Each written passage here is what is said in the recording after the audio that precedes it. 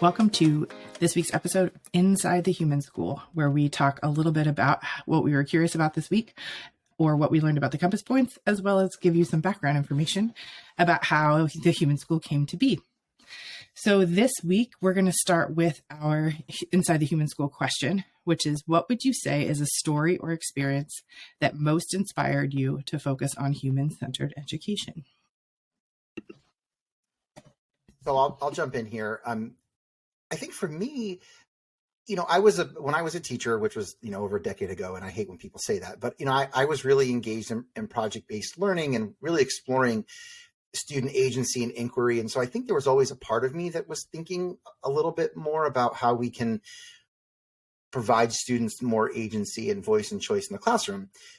But where the dehumanization part really came into focus for me is when I watched my own child transition into public schooling.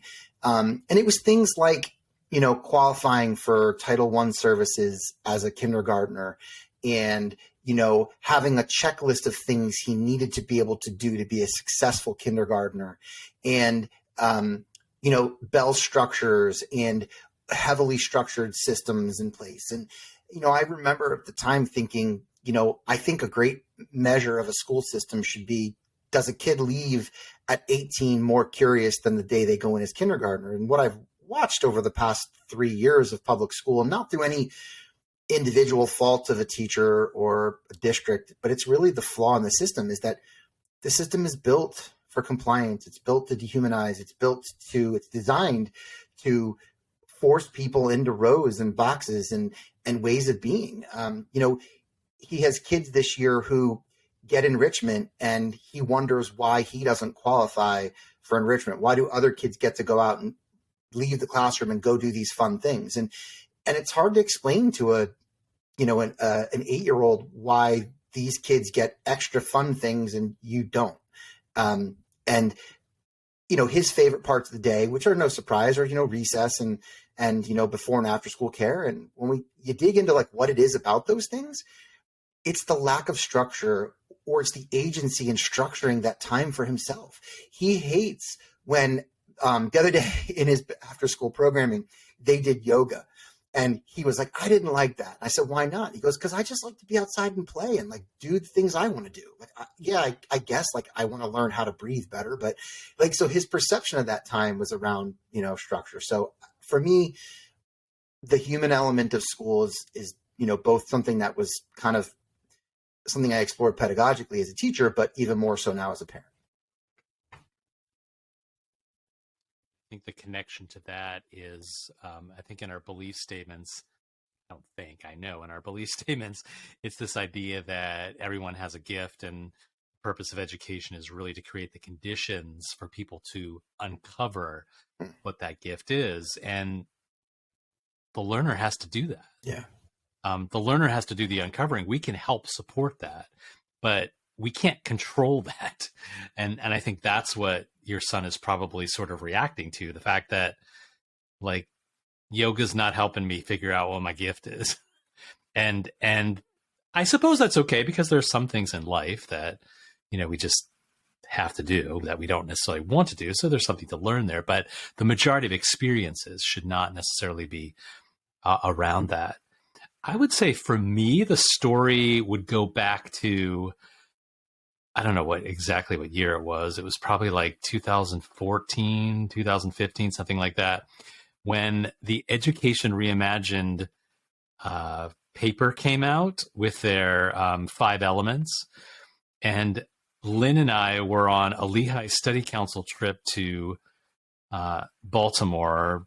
I forget what the university was that we were visiting, but the person who was the president or the dean of the College of Education was on that committee, that group that devised the 5 elements, that vision document of theirs. And we got a little glimpse into it before they released it. And so I remember reading it and going like, okay, now the feeling that I've had for so many years actually like makes sense.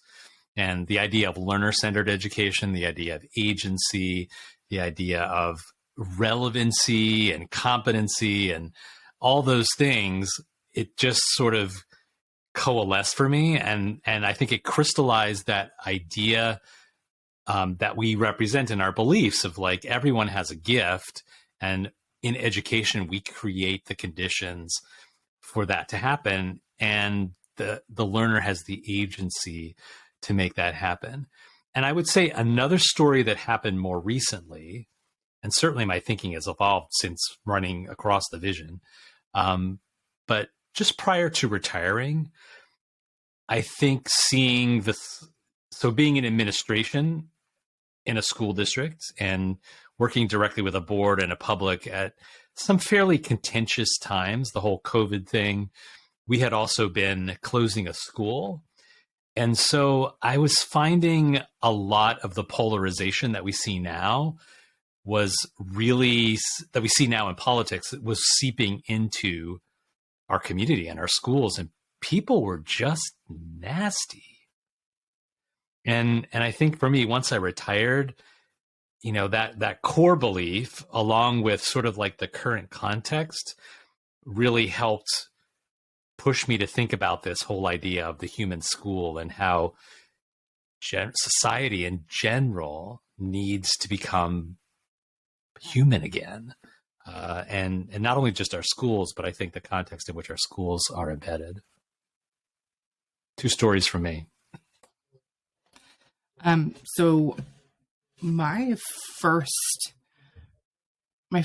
probably brush with it was an interaction that I had. So I've talked about my student teaching experience being at the Delta program, which is a democratic school that's an offshoot of State College Area High School.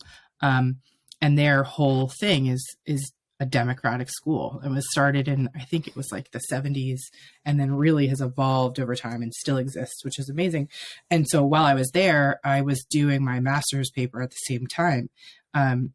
And I was looking at student voice. And I remember reading an article from Dana Mitra called The ABCs of Student Voice. It was agency, belonging, and competence. And that was what I wrote my master's paper on, was looking at Delta and writing an ethnography using Dana Mitra's paper. And I remember watching the kids in that school, and I would teach first period at State College Area High School, and then I would spend the rest of the day at the Delta program. And the contrast in voice for students from the standard public high school to the democratic school offshoot was incredible. I mean, the students at Delta clearly were creating the culture that kept feeding that atmosphere. It was all agency all day. It was belonging all day. That's what they created, and then would continue to reinforce as new people came into it. They talked about all of the elements of their community, and they were the ones that presented that information, but they had so much agency in what their day looked like and what classes they took. There were very few required classes for the students. And everything else was choice, and what they could take would change from year to year based on what students said they were interested in. And so teachers would participate in a half day towards the end of the year, and kids would cycle through in small groups. They had clumps, which were advisory groups, but they would cycle through small groups, and each of the departments had like 2 people in them. And they would tell the teachers, this is what I'm interested in learning about for English class. Now, it was still English, social studies, science, math, because of it being an offshoot of a public school. But that was what they did to meet the requirements, was that they allowed the students to self-select and then ask teachers, this is what I want to learn. Are you willing to teach me about it? And then teachers would create the classes over the summer for the following year. So it was an incredible experience to watch. And then I remember, and I think I've told this story before, but I remember my first interview post-graduation back in a city school and in Philadelphia, and talking about the importance of student voice and how to create space for students to be part of their own decision making. And I remember the woman, as I was leaving, she was walking me out. She's like, you young teachers are always so cute with your new ideas. And I was like, clearly this is a no for you. Got it. But, I just remember feeling in that moment, like, I don't think that I'm wrong. I think that like I saw it, I watched them, I saw that contrast, I saw what it could do if you provide that space for students. And I never stopped keeping that in my mind because I saw it, you know, and so that's mine. Reminds me of the importance of a visceral experience. I mean, if you think about it was Chip and Dan Heath, the power of moments, the connection to the experience, right? I mean, yeah, it's the foundation of like pretty much everything that I believe at this point was that experience. And I was lucky enough to be there for 1.5 years, which isn't a long time, but boy, did I learn a lot. Okay. Pivotal moment in your educational career. Well, and I was lucky because it's where I started. You know, I think I would have had a very different perspective if I came to that from somewhere else. I think because I started there, and I mean, I guess that's not really true. I think I was also open to it because, and we've talked about this before, but that when I was in high school, my philosophy class, I did a paper on different types of schooling, and I looked at the Waldorf schools, and I just thought that was so interesting. So I think that I had some of that baseline belief, so that when I went into the Delta school, I was really open to it. And then because it was my first teacher experience, it just became foundational for me. Everything from there has built. So, all right. So what is something either that you learned about this week around the compass points or some new thinking that you have around them? I'll go first. Go ahead, Brady. Sorry, Chad. No, go ahead. So I know we're sort of tight on time, but I ran across a book. I can't even remember how it crossed my path, but I am totally fascinated with it because it resonates, I think, with our compass point of be an objector, and particularly the leadership mind shift. The book is called Impact Networks, and it's by David Ehrlichman. And he even uses like some of the same language, the idea that you can lead from anywhere. And it's this idea that that we live in a world where hierarchical leadership as the sole way of leading just doesn't work anymore. And that there's a place for that. We will always have hierarchies, but we have to have impact leaders who bring people together, make sure that all voices are represented. And how do you facilitate a vision or impact? How do you facilitate action around impact that emerges from the group? So no one person actually owns something. It's something that's created by everyone feeling like they have a voice. And it's definitely one of those books I've got to read multiple times too. So that's my learning, and that's my connection. And it's interesting because I have a similar thinking this week around our adventure compass point and the design elements, and working with a school board this week. And the politics of the moment I want to be careful how I frame this. I think that there are people who know what they believe are the right things to do, but they feel a little shell-shocked by the current political climate and culture.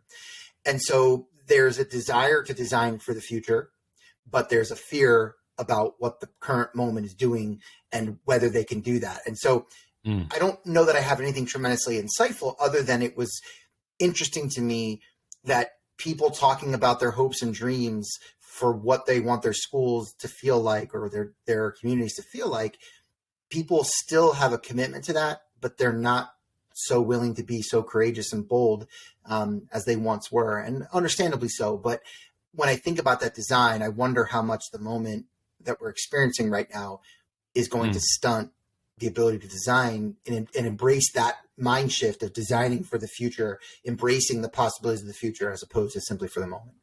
Yeah, it's a great inquiry. Love that. I was reading parts of, I think it's Daniel Coyle's The Culture Code, and he was talking about good apples and bad apples, and how the way to, I don't love that framing, that sort of like either or, but what I did enjoy was the anecdote that he provided, where there was someone that was hired to play a bad apple in scenarios to see how you can basically kill an environment by being a slacker, by being negative, by whatever. And that there was one group in one instance where there was a person in the group that's behavior was actually counteracting the actor's behavior. And that it was simply by smiling, leaning forward, saying something warm to the group, and then asking an inviting question and asking for insight, and then genuinely listening. And that what they found was all effort by this actor, who they said like eventually started getting really frustrated that he couldn't like destroy the vibe of the group, that it was because of that. And I kept thinking about our curiosity, that, you know, part of being an objector is being genuinely curious, and how that can diffuse some of the attitudes and the frustrations and the negativity and the status quo of, you know, a moment or the system that we're faced with. So I was thinking a lot about that. I like the word genuinely. Mm-hmm. Just as a kind of an aside, a genuine curiosity versus, I think sometimes people ask questions to kind of poke the bear.